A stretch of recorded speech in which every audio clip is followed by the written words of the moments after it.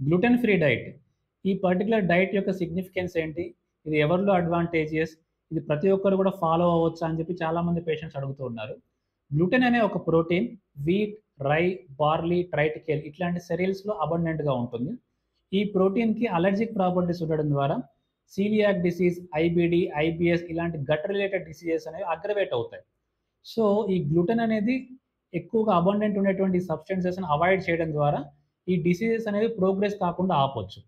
So, ఈ gluten అనేది particularly wheat అంటే గోధుమలు, మైదాకు సంబంధించిన వాటిల్లో చాలా అబండెంట్‌గా ఉంటుంది.